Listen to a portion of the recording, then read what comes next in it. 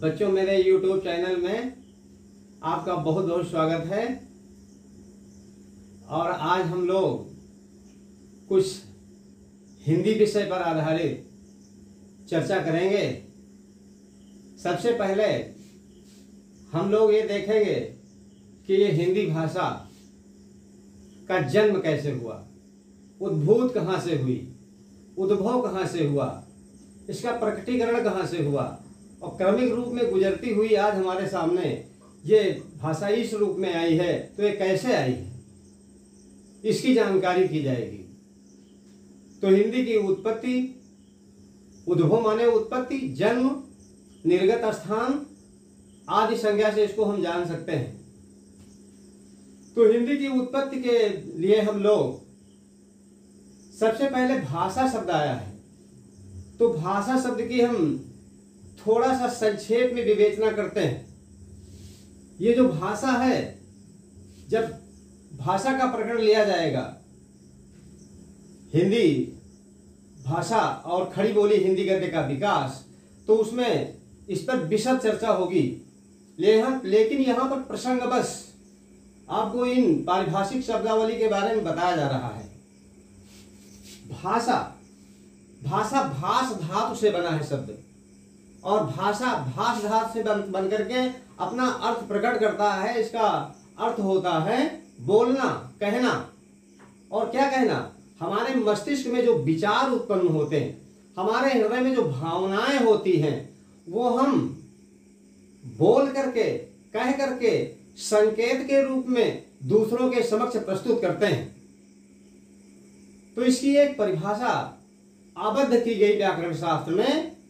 भाषा हमारे मन के विचारों को और हृदय की भावनाओं को एक दूसरे तक ले जाने का एक माध्यम है, साधन है, जिसके द्वारा हम लोग अपनी हृदय की भावनाओं को और मन के विचारों को दूसरों के समक्ष कहते हैं, प्रकट करते हैं, और दूसरे के भाव और विचारों को हम लोग हृदयंगम करते हैं, ग्रहण करते हैं। अब उपभाषा क्या है? जब हिंदी भाषा उत्पन्न होगी, उसके बाद में एक शब्द आएगा, ये उपभाषा क्या है? तो उपभाषा का हमारा मतलब होता है क्षेत्रीय बोलियों के समूह को उपभाषा कहते हैं। जो क्षेत्रीय बोलियां होती, जिनमें रचनाएं प्रारंभ हो जाती हैं, तो उन बोलियों का एक समूह होता है क्षेत्र का, उसे हम उपभाषा क्षेत्र कहते हैं। जैसे एक उदाहरण लेते हैं, हमारा जो पूर्वी हिंदी उपभाषा क्षेत्र है, पूर्वी हिंदी उपभाषा क्षेत्र की बोलियां हैं। पूर्वी हिंदी उपभाषा क्षेत्र की बोलियां हैं अवधी, ये बोली हुई, बघेली, ये बोली हुई, और छत्तीसगढ़ी। अवधी, बघेली, छत्तीसगढ़ी। अब ये तीन बोलियां हैं इस पूर्वी हिंदी उपभाषा क्षेत्र में। तो पूर्वी हिंदी उपभाषा क्षेत्र में तीन बोलियां हैं, और जो क्षेत्र में तीन बोलियां हैं, इन बोलियों में साहित्यिक रचनाएं भी हुई हैं, जिससे हमारा एक भाषा का एक रूप बनता है जो उपभाषा कहलाता है। अब बोली किसे कहते हैं? ये बोली क्या है? बोली सीमित क्षेत्र में, बोली का हम अर्थ यही समझे कि सीमित क्षेत्र में बोली जाने वाली भाषा को हम लोग बोली कहते हैं। बोलियां हमारी थोड़ी थोड़ी दूर पर बदलती हैं। एक उपभाषा क्षेत्र में अनेक बोलियां होती हैं, तो उपभाषा जो होती है वो बोलियों का समूह होती है। और बोली क्या होती है? बोली सीमित क्षेत्र में बोली जाने वाली भाषा का नाम होता है, उसे हम बोली कहते हैं। मातृभाषा क्या है? मातृभाषा का मतलब होता है बच्चा जो माता पिता के मुख से सीखता है, जिस भाषा को अपने परिवार से, गांव से, क्षेत्र से सीखता है, वो उसकी मातृभाषा होती है। इसका संक्षेप में वर्णन कर दिया गया। राजभाषा, राजभाषा क्या है? राजभाषा का मतलब होता है सरकारी कामकाज की भाषा। सरकारी कामकाज जिस भाषा में होता है उसे हम राजभाषा कहते हैं। जो हिंदी भाषी प्रदेश हैं, जो हिंदी भाषी हमारे 10 प्रदेश हैं, तो 10 प्रदेशों के कार्यालयों की ये राजभाषा है जो संविधान द्वारा मान्यता प्राप्त है। अब राष्ट्रभाषा किसे कहते हैं? राष्ट्रभाषा उस भाषा का नाम होता है जो उस देश के सर्वाधिक लोगों द्वारा बोली जाने वाली भाषा होती है। राष्ट्रभाषा का मतलब है पूरे राष्ट्र के लोगों के द्वारा बोली जाने वाली भाषा, उसे राष्ट्रभाषा कहते हैं। संविधान ने तो ये विधान कर दिया था कि भारत की राष्ट्रभाषा हिंदी होगी, लेकिन इस पर कोई लिखित मोहर नहीं थी। लेकिन इसके विस्तारित क्षेत्र को देखते हुए जो हमारे भारत देश के 10 बड़े राज्य हैं, उन 10 बड़े बड़े राज्यों की यह भाषा है और सर्वाधिक क्षेत्रफल पर बोली जाने वाली हिंदी भाषा है। इसलिए इसे हम राष्ट्रभाषा सम्मान के रूप में कह सकते हैं। इसमें कोई अतिशयोक्ति नहीं हो सकती है। इसे हम सम्मान पूर्वक राष्ट्रभाषा कह सकते हैं। हिंदी हमारी राष्ट्रभाषा है। भले उस पर मुहर न लगी हो संविधान में कि हमारी राष्ट्रभाषा हिंदी है, भाषा के विवाद रहे हैं, न्यायालयों तक मामले पहुंचे हैं, परंतु हिंदी हमारी एक बहुत ही शिष्ट शालीन और बहुत ही रसिक भावमयी भाषा है और ये हमारी राष्ट्रभाषा है, ऐसा हम मानते हैं। अब इन पारिभाषिक शब्दावलियों के बारे में बच्चों आपको बताया गया। अब इसका विशद विवेचन जब ये प्रकरण लिया जाएगा तब आपको बताया जाएगा। अब अगले क्रम में हम चलते हैं कि हिंदी भाषा का उद्भव विकास। पहले हम देखते हैं हिंदी की उद्भव कहां से हुई। उद्भूत माने पैदा होना, जन्म होना, निकलना, और निकल करके आज इस रूप में हमारे सामने हुई। उद्भव, उद्भव माने उत्पत्ति, भव माने हुई, उत्पत्ति होकर के इस रूप में हमारे सामने आज ये हिंदी आई है, हुई है, जिसे हम हिंदी कहते हैं। तो ये कहां से उत्पन्न हुई, इस पर चर्चा की जा रही है। तो डॉक्टर नगेंद्र ने, बाबू रामचंद्र शुक्ल ने, ये हिंदी के साहित्य के इतिहास के लेखक हैं, इन्होंने इन चीजों पर बहुत विशद चर्चा की है। डॉक्टर नगेंद्र लिखता है अपने हिंदी साहित्य के इतिहास में, वो लिखता है कि ये हिंदी भाषा, ये हिंदी जिस भाषा धारा के दैशिक और कालिक क्रमिक रूप का नाम आज हुआ है, उसका प्राचीन रूप संस्कृत है। एक बात पुनः पुनरावृत्ति की जाती है। हिंदी जिस भाषा धारा के दैशिक और क्रमिक रूप का नाम है, उसका प्राचीन रूप संस्कृत है। और ये संस्कृत भाषा का जो काल है, कितने समय से कितने समय तक माना जाएगा, इस पर इतिहास में पन्ने भरे हुए हैं। एक बहुत ही महत्वपूर्ण बात है, ईसा मसीह के जन्म के पहले की जितनी घटनाएं होती हैं इतिहास की, वो सब ईसा पूर्व में होती हैं। उसका कोई क्रमागत तिथि नियम नहीं होता है, लगभग शब्द लगता है। और लगभग शब्द जब लगता है तो उसकी कोई ठोस तिथि नहीं होती है। और ईसा मसीह के जन्म के बाद में जितनी घटनाएं हुई हैं वो क्रमबद्ध इतिहास है, उसका एक समय निश्चित होता है।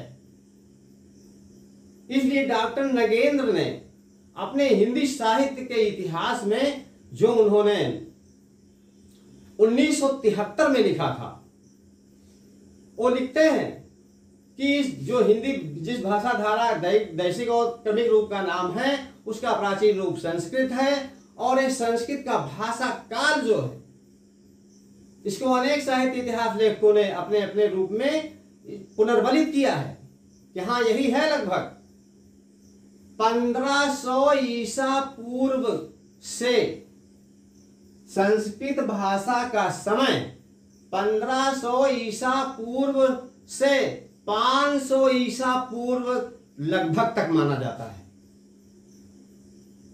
1500 ईसा पूर्व से 500 ईसा पूर्व तक माना जाता है। ये संस्कृत भाषा काल है, ये संस्कृत भाषा का समय है। इस संस्कृत भाषा के समय में ये बोलचाल की भाषा हमारी संस्कृत थी। उसका एक नाम वैदिक काल भी रखा गया है। वैदिक काल नाम पड़ने का कारण अभी बताया जा रहा है आप लोगों को। तो संस्कृत के समय में जो बोलचाल की भाषा थी वो संस्कृत थी, लेकिन संस्कृत का शिष्ट और जो मानक रूप था, शिष्ट और मानक रूप, संस्कृत निष्ठ रूप, शुद्ध रूप जो था, उसमें वैदिक वाङ्मय लिखा गया। यहां पर बिंदुसा लिखा गया है, आपको ध्यातव्य है, कुछ बातें लिखी हैं। हिंदी भाषा का प्राचीन रूप संस्कृत है। संस्कृत काल मोटे तौर पर 1500 ईसा पूर्व से 500 ईसा पूर्व तक माना जाता है। इस काल में संस्कृत भाषा दो रूपों में थी। एक उसका मानक और शिष्ट रूप था। संस्कृत भाषा का शिष्ट और मानक रूप जो था वो संस्कृत निष्ठ रूप था, शुद्ध रूप था। उसमें संस्कृत वाङ्मय की रचना हुई। वो रूप संस्कृत वाङ्मय में प्रस्तुत हुआ। वाङ्मय माने होता है साहित्य। तो जो संस्कृत साहित्य रचा गया उसमें संस्कृत भाषा का शिष्ट और मानक रूप में वो संस्कृत वाङ्मय रचा गया। अब संस्कृत वाङ्मय में जो शिष्ट और मानक रूप प्रयुक्त हुआ उसे हम संस्कृत का एक रूप मानते हैं, जो उसका रूप है वैदिक संस्कृत। उसे हम वैदिक संस्कृत कहेंगे, संस्कृत के शिष्ट और मानक रूप में, जिसमें वेदों की रचना हुई। ये वेद संस्कृत वाङ्मय के प्राण हैं। वेद ही संस्कृत वाङ्मय है। हमारे सभी बच्चे जानते हैं कि वेदों की संख्या 4 है। सबसे प्राचीन वेद यजुर्वेद, ऋग्वेद है। ऋग्वेद, सामवेद, अथर्ववेद, यजुर्वेद, ये 4 वेद हैं। ये संस्कृत वाङ्मय है। इसमें संस्कृत भाषा का शिष्ट और मानक रूप प्रयुक्त हुआ और इस रूप को हम वैदिक संस्कृत का नाम देते हैं।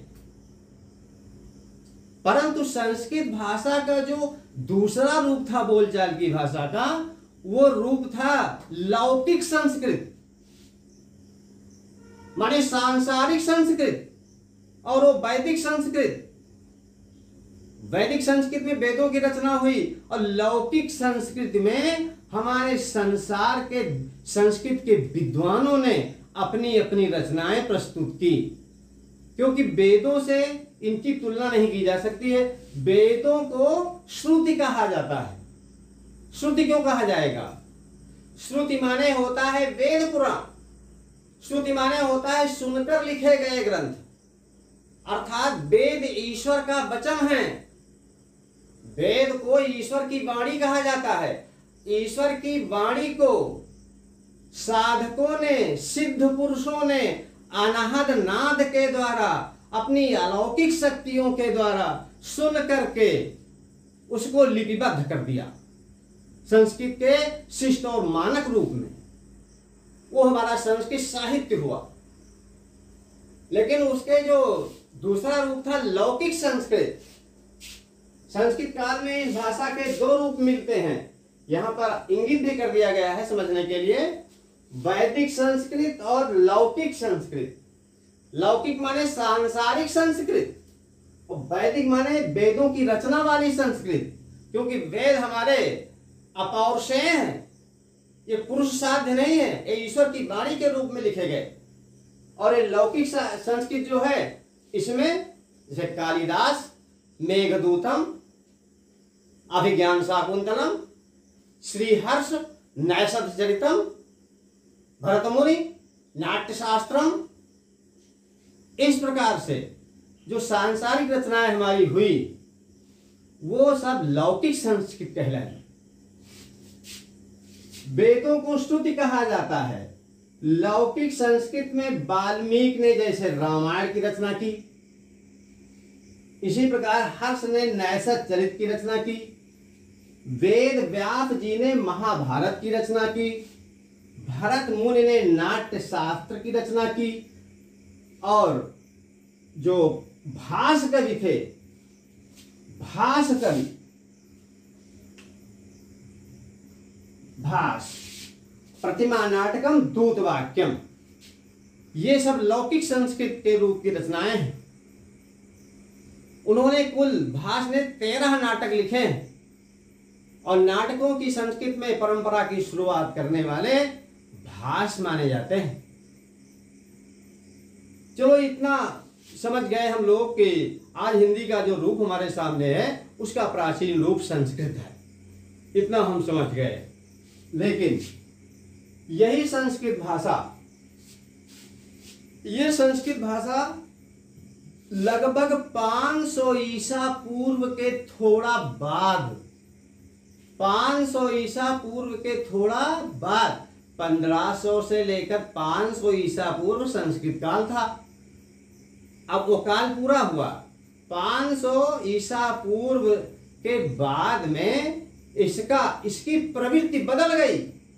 इस संस्कृत भाषा का झुकाव कुछ बदला, इसके रूप में कुछ परिवर्तन आया और इस संस्कृत जो बोलचाल की भाषा थी इसका नाम रख दिया गया पाली। इसको पाली भाषा के नाम से जाना गया।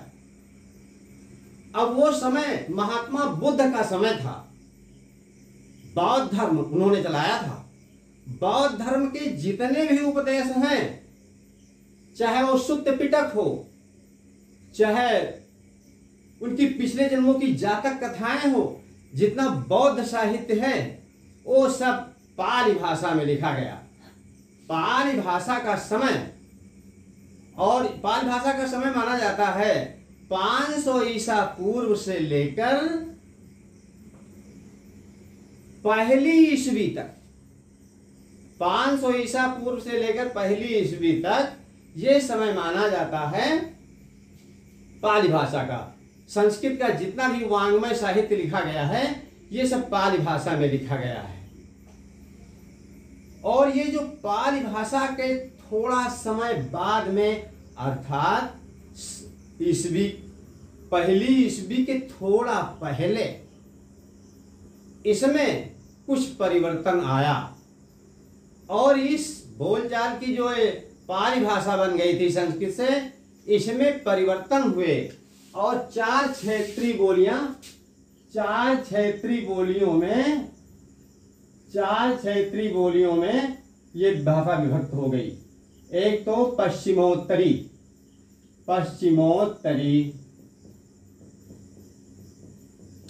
मध्य देशी और फिर इधर पूर्वी और इधर दक्षिणी, ये 4 क्षेत्रीय रूप विकसित हो गए पाली के। अर्थात संस्कृत से पाली बनी, पाली 4 क्षेत्रीय बोलियों में विभक्त हुई। ये पाली के क्षेत्रीय रूप हैं, 4 में बदल गई है। पहली ईस्वी के आने के थोड़ा पहले इस भाषा को एक दूसरे नाम से मोड़ आया और ये परिवर्तित हुई। क्योंकि आज जिस चीज को हम जिस रूप में देख रहे हैं उस रूप में हम नहीं देख सकते, उसमें परिवर्तन होगा और ये पाली से प्राकृत बन गई। इसका नाम पाल से प्राकृत अभिहित किया गया, रखा गया। अब ये प्राकृत जो भाषा हुई वो जैन धर्म का समय था। जैन धर्म के जो तीर्थंकर थे वो श्रवण महावीर थे। महावीर जी ने जो जैन साहित्य रचा है वो सब प्राकृत में है। और प्राकृत भाषा का समय आप लोग जानते हैं कि पहली ईस्वी से लेकर के सन 500 ईस्वी तक, ये बात ध्यातव्य है, बताई गई है कि पहली ईस्वी से लेकर के 500 ईस्वी तक प्राकृत माना जाता है। इस पाली भाषा प्राकृत के नाम पे जानी गई, इसमें परिवर्तन हुआ और इस प्राकृत भाषा में जैन साहित्य लिखा गया। जैन धर्म के जितने उपदेश महावीर स्वामी ने दिए, उनके जितने भी धर्म ग्रंथ थे, जैन वाङ्मय, पूरा जैन साहित्य इसी प्राकृत में लिखा गया। 500 ईस्वी पूरा होते होते ये प्राकृत भाषा अनेक क्षेत्रीय रूपों में बदल गई और वो अनेक क्षेत्रीय रूप हैं सौरसेनी, पैसाची, ब्राचड़, महाराष्ट्री, अर्धमागधी, मागधी। ये छह क्षेत्रीय बोलियां हैं और इन्हीं प्राकृतों से इन अपभ्रंशों का जन्म हुआ है। इन क्षेत्रीय बोलियों को अपभ्रंश कहा गया, जो प्राकृतों से जन्म लिया, उसी प्राकृत भाषा से इनका जन्म हुआ। एक और यहां आपकी जानकारी के लिए अपभ्रंशों के नाम दिए जा रहे हैं और उन अपभ्रंशों के अंतर्गत आधुनिक आर्य भाषाओं का और उपभाषाओं का जन्म हुआ है, वो उसी के सामने डैश करके लिखी हुई हैं। तो पहला अपभ्रंश है सौरसेनी। सौरसेनी से कौन कौन सी आर्य भाषाएं और उपभाषाओं का जन्म हुआ? पश्चिमी हिंदी, राजस्थानी, गुजराती, पहाड़ी, इतनी आर्य भाषाओं और उपभाषाओं का जन्म हुआ। जो हमारा दूसरा अपभ्रंश है वो है पैसाची। पैसाची से लहंदा और पंजाबी, इन दो आधुनिक आर्य भाषाओं और उपभाषाओं का जन्म हुआ। फिर तीसरा हमारा अपभ्रंश है ब्राचड़। ब्राचड़ से सिंधी का जन्म हुआ। फिर है चौथा अपभ्रंश महाराष्ट्री। महाराष्ट्री से मराठी का जन्म हुआ। अर्धमागधी से अर्धमागधी अपभ्रंश से असमिया, उड़िया, बिहारी, बंगला, इन आर्य भाषाओं और उपभाषाओं का जन्म हुआ। मागधी अपभ्रंश से पूर्वी हिंदी का जन्म हुआ। हमारे बच्चे समझ गए होंगे कि जो हमारी संस्कृत भाषा पहले 1500 से लेकर के 500 ईसा पूर्व तक थी, वो 500 से लेकर पहली ईस्वी तक प्राकृत के रूप में जानी गई। वो प्राकृत नहीं, वो पाली के रूप में जानी गई और वो पाली भाषा में बौद्ध साहित्य लिखा गया। इसके बाद वो पाली भाषा जो पहली ईस्वी से 500 ईस्वी तक ये प्राकृत में मानी गई, इसका नाम प्राकृत पड़ गया और प्राकृत में जैन साहित्य लिखा गया और इन्हीं प्राकृत से ही इन अपभ्रंशों का जन्म हुआ। ये क्षेत्रीय बोलियां हैं, इनको अपभ्रंश कहा गया है। इन क्षेत्रीय बोलियों का जन्म हुआ, अपभ्रंशों का जन्म हुआ, चाहे अपभ्रंश कहें चाहे क्षेत्रीय बोलियां कहें, और इनसे हमारी ये आर्य भाषाओं और उपभाषाओं का जन्म हुआ है। बच्चे इतना हमारे समझ गए हैं कि हमारी हिंदी का जन्म कौन से अपभ्रंश से हुआ। हिंदी का जन्म हमारा हुआ है सौरसेनी अपभ्रंश से। पश्चिमी हिंदी का जन्म हुआ है और पूर्वी हिंदी का जन्म हुआ है मागधी से। मागधी से पूर्वी हिंदी। अब पूर्वी हिंदी हमारा एक उपभाषा क्षेत्र भी है। पूर्वी हिंदी उपभाषा क्षेत्र बना। पूर्वी हिंदी उपभाषा क्षेत्र की जो बोलियां हैं अवधी, बघेली, छत्तीसगढ़ी। इसी प्रकार पश्चिमी हिंदी उपभाषा क्षेत्र की हमारी जो बोलियां हैं वो ब्रज भाषा, खड़ी बोली, बुंदेलखंडी, कन्नौजी, ये सब हिंदी भाषाएं हैं। तो आज आप लोगों को इस वीडियो में बताया गया है कि हमारी हिंदी का जन्म कहाँ से हुआ। हिंदी का जन्म हमारा सौरसेनी अपभ्रंश से और मागधी अपभ्रंश से हुआ है।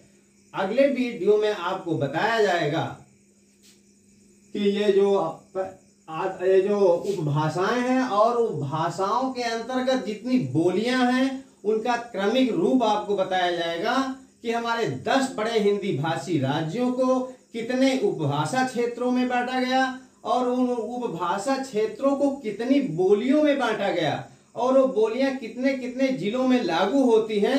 ये वीडियो अगले दिन आपको YouTube पर दिखाया जाएगा। हमारे बच्चे सुखी रहें, स्वस्थ रहें, संपन्न रहें, इनकी विद्या बहुत ही ऊंचाइयों पर जाए और ये हमेशा सदैव आनंदित रहे।